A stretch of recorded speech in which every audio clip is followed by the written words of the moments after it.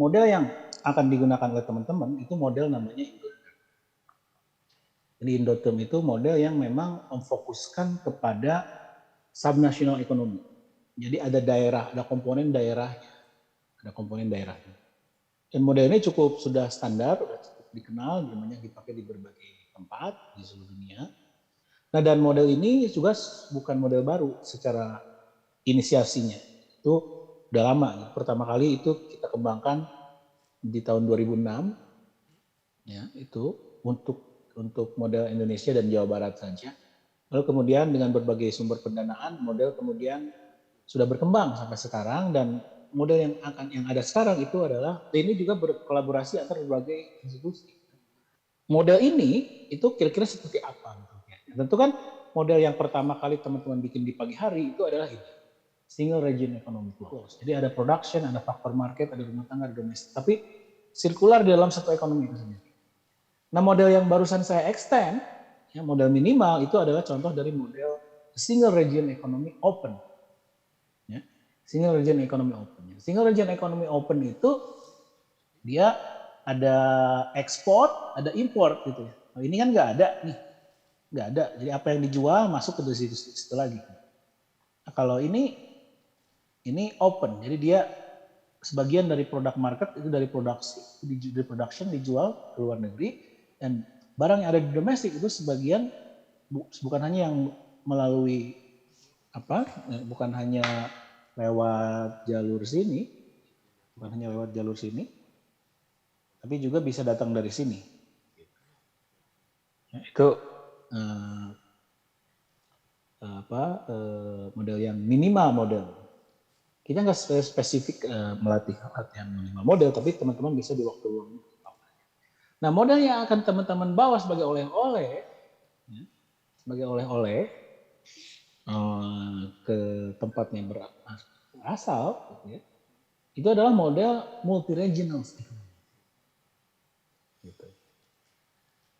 Nah, karena ya itulah mengapa teman-teman yang diundang banyak, sebagian mungkin setengahnya ada di sini dari teman-teman di daerah, agar bisa menggunakan model ini dan dalam konteks daerahnya. Karena di situ ada eksplisit daerahnya. Nah, bagaimana strukturnya model ini?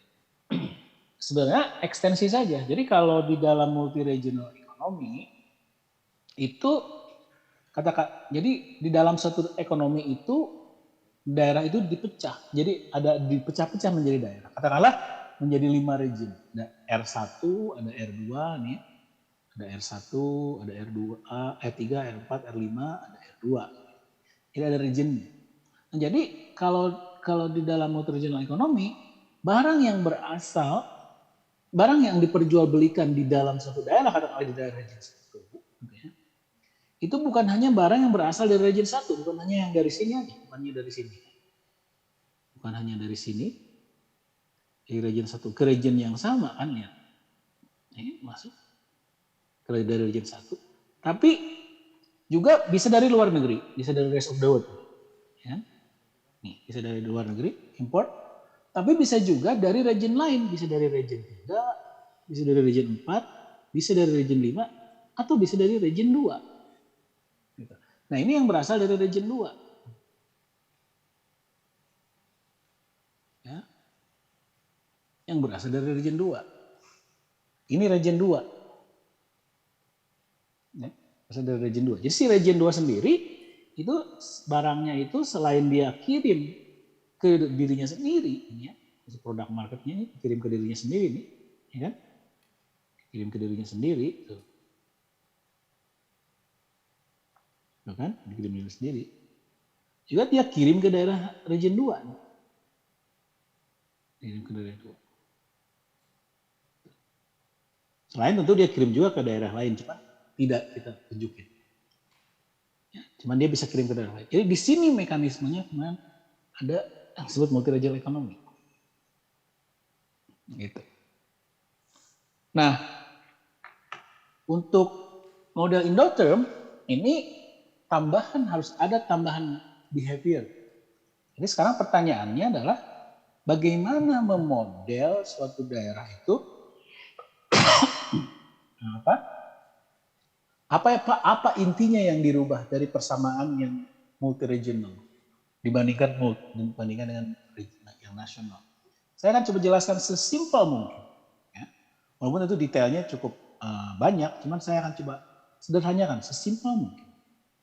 Jadi tentunya yang paling penting itu kan persamaan itu kan adalah seperti yang kita bahas di awal. Ya.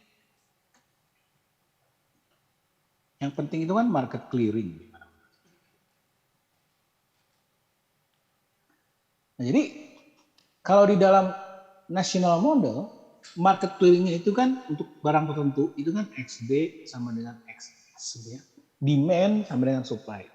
Tapi demandnya demand nasional. Demand nasional. Nah sekarang market clearing condition-nya itu jadi begini, XD di region R. Gitu. Supply di region R. Gitu. Jadi ada R-nya gitu. Jadi kalau, nah ini yang membuat model ini menjadi sangat besar karena kalau misalkan single national economy ini nggak ada R-nya, kalau model itu ada 100 barang, maka akan ada 100 market clearing equations. Enggak. Tapi kalau misalkan model itu sekarang selain ada 100 barang, juga ada 10 region, gitu ya, maka dia mempunyai 10 market clearing equation. Dan ini bisa berat bebannya kepada komputer. Makanya nama modelnya itu term.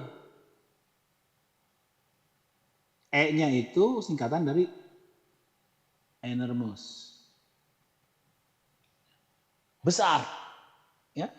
Karena kalau misalkan itu tadi kalau ada 10 region, kemudian ada 100 barang, maka harus ada 1000 market clearing condition. Bayangin, ada 1000 market clearing condition. Dan si model harus mencari solusinya. Nah ini yang membuat model ini menjadi disebut sebagai term. Karena kemampuan komputer sekarang sudah cukup bagus dibandingkan zaman dulu, ini sudah nggak begitu bermasalah. Oke, nah sekarang saya ingin jelasin apa yang secara sederhana apa yang dimodifikasi. Yang jelas, satu yang penting adalah bahwa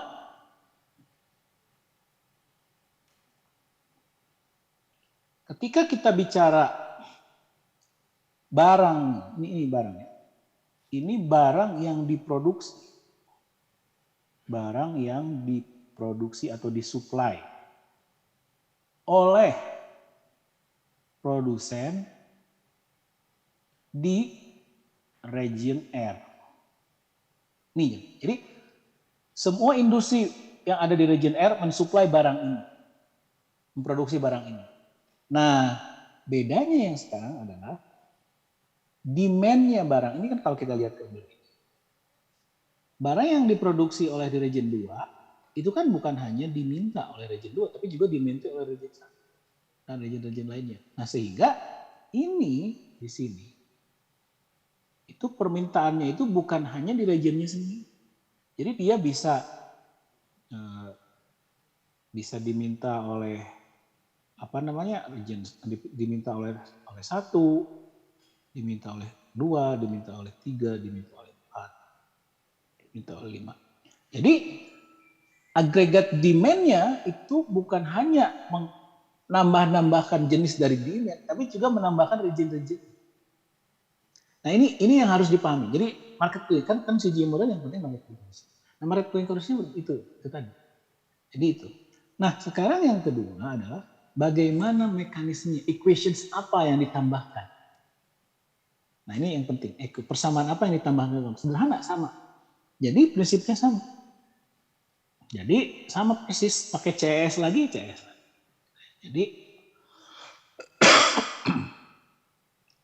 Jadi sama kayak gini bentuknya. Jadi kalau ini adalah di Jawa misalnya, ini punyanya Sumatera, jadi dia sama CS. Kayak gitu. Jadi di dalam model Indoterm ini nanti impact-nya kira-kira akan seperti ini. Kalau misalkan ada sumber shocknya itu bisa provinsi spesifik. Selain sektor spesifik, dia bisa provinsi spesifik.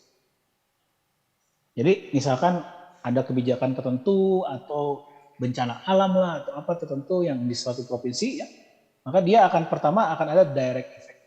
Dia akan ada direct effect ke sumber ke provinsi tersebut ya.